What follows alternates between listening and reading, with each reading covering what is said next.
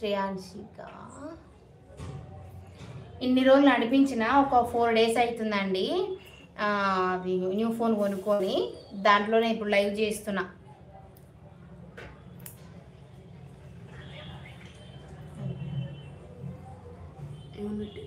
ఏమో నాన్న 70 అని పెట్టేసింది, డిలీట్ చేసింది. Congrats for your new. Thank you so much అండి.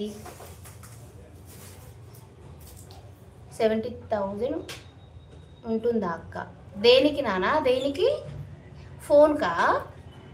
ఒకసారి క్లారిటీగా పెట్టావా నాన్న? శ్రేయాన్షిక ఒకసారి క్లారిటీ పెట్టావా?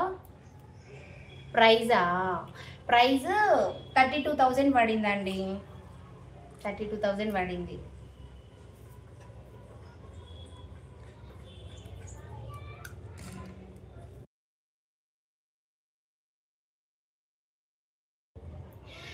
ఆ ఫోన్ వచ్చేసి వివో V40.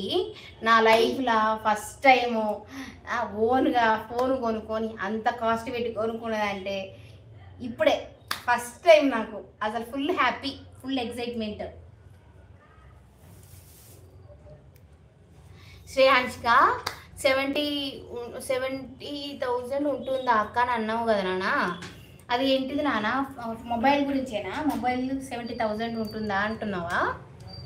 ఒకసారి చెప్పు నాన్న. మొబైల్ అయితే 32,000 పడ్డది నాన్న నాకు. Vivo V40.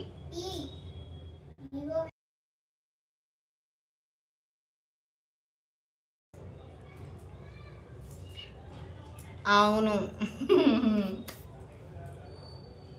అమ్మో, నేను ఎప్పుడు 32,000 పెట్టి కొన్నదే లేదు అసలు.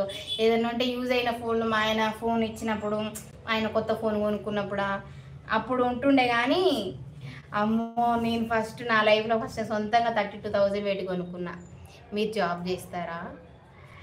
నేను మా అమ్మ పెద్ద కథ ఉంటుంది నేను చెప్పాల్సింది, కానీ వింటారో వినరో. వింటా అంటే చెప్తా. నేను ఫస్ట్లో ఒక 2 years బ్యాక్ అమెజాన్లో వర్క్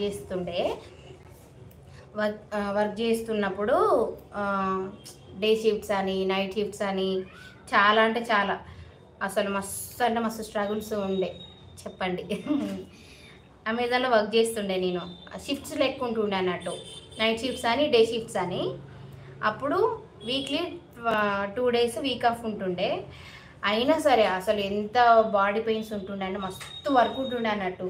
ఏందేందో అసలు అన్లోడింగ్ అని అన్నీ ప్రతి ఒక్కటి ఉంటాయండి. మన వర్క్ మనము చెప్పుకోవడం తప్పేం లేదు. కొంతమంది ఏమో చెప్పుకోరు.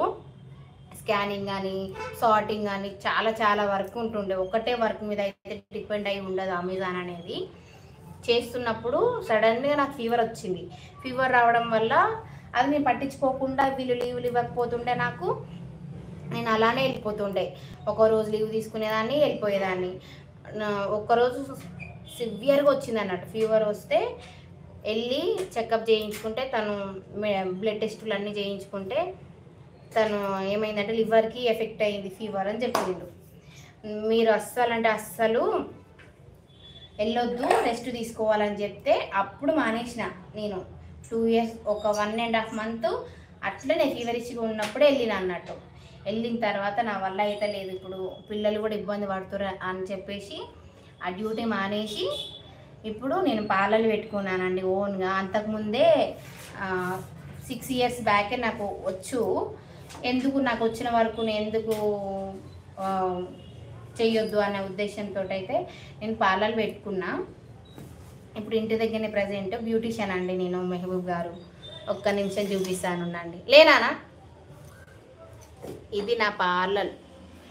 ఇది ఇంట్లోనే పార్లర్ పెట్టేసుకున్నా. ఇంట్లోనే పార్లర్ పెట్టేసుకొని ఇప్పుడు హ్యాపీ. ఇప్పుడు ఇంట్లో కాకుండా పోయి స్వెటర్ తీసుకొని పెట్టి అవన్నీ తీసుకొని పెట్టిన తర్వాత నడవక మళ్ళీ రెంట్ కట్టాలి. అదంతా ఎందుకండి? సొంత ఇంట్లోనే పెట్టుకున్నామంటే టెన్షన్ ఏముండదు కదా, ఎంతో సంతే అవుతుంది.